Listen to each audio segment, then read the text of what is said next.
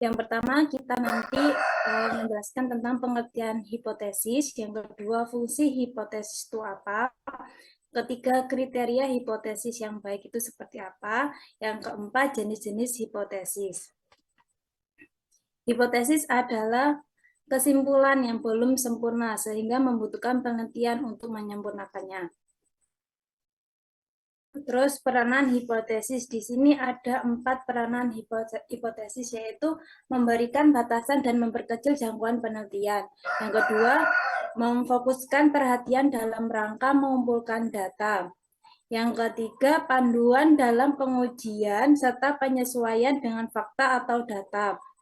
Yang keempat, membantu mengarahkan dalam mengidentifikasi variabel yang diteliti. Fungsi hipotesis menurut Aldi dan kawan-kawan tahun 2010 menjelaskan bahwa fungsi hipotesis itu ada 2, yaitu yang pertama hanya dinyatakan dengan tepat menunjukkan bahwa peneliti memiliki pengetahuan yang cukup dalam bidangnya untuk melakukan penelitian atau investigasi. Yang kedua, hipotesis itu memberikan arah untuk mengumpulkan dan melakukan interpretasi data penelitian. Terus, fungsi hipotesis di sini, hipotesis itu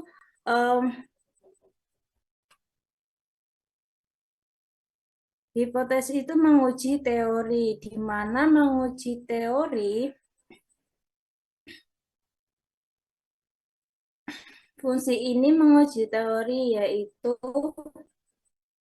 fungsi hipotesis adalah untuk menguji teori karena antara keduanya tidak bisa dilepaskan. Dalam penyusunan hipotesis penelitian, terlebih dahulu yang harus diperhatikan adalah adanya kerangka teori yang menjelaskan fenomena yang hendak diteliti.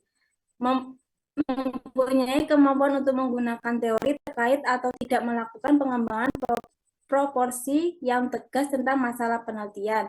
Kedua, mendorong munculnya teori. Hipotesis dan teori merupakan 2 istilah yang seringkali dipakai dalam bidang ilmu pengetahuan dan penelitian. Walaupun kedua istilah ini mempunyai arti yang saling mendekati, tetapi kedua istilah ini mempunyai arti yang saling mendekat. Perbedaan yang mendasar antara hipotesis dan teori. Hipotesis merupakan penjelasan tentang fenomena yang dilandaskan pada data terbatas dan belum teruji secara penelitian. Yang ketiga, pedoman untuk mengarahkan penelitian. Maksudnya di sini yaitu hipotesis merupakan pedoman untuk mengarahkan penelitian karena hipotesis ikut menentukan sifat-sifat yang butuhkan untuk menguji proporsi ini. Hipotesis yang mengarahkan penelitian pada apa yang harus dilaksanakan. Yang keempat itu memberikan kerangka untuk menyusun kesimpulan. Hipotesis ini berfungsi untuk memberikan kerangka dalam penyusun kesimpulan. Kesimpulan ini adalah interpretasi temuan penelitian dan jawaban terhadap pertanyaan penelitian. Peneliti bisa menyusun kesimpulan di sekitar jawaban-jawaban pada hipotesis di awal sehingga membuat penyajian lebih bermakna dan mudah dibaca.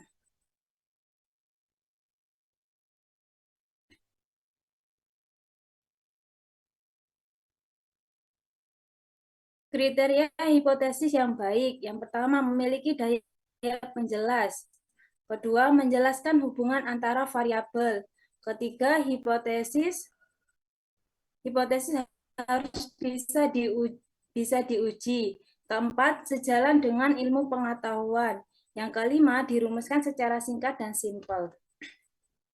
Jenis-jenis hipotesis. Menurut Safrillah 2020, penelitian deduktif dalam pembuktian suatu kebenaran baru berasal dari kebenaran yang telah ada serta diketahui sebelumnya.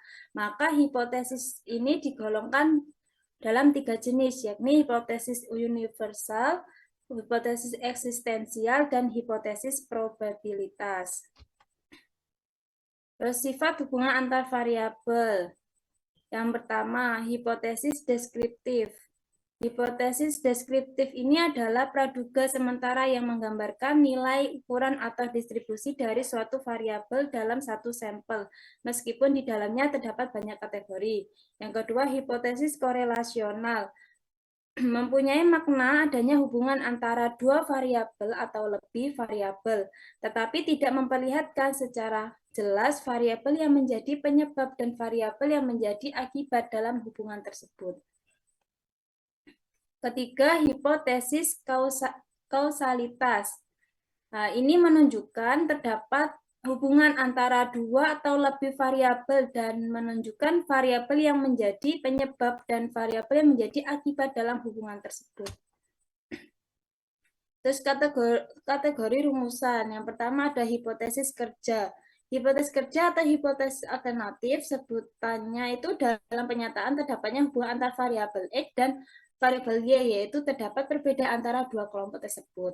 Nah, hipotesis nol itu menjelaskan bahwa hipotesis ini terjadi disebut juga dengan hipotesis statistik karena umumnya digunakan dalam penelitian yang bersifat statistik, ya ini diuji melalui perhitungan statistik.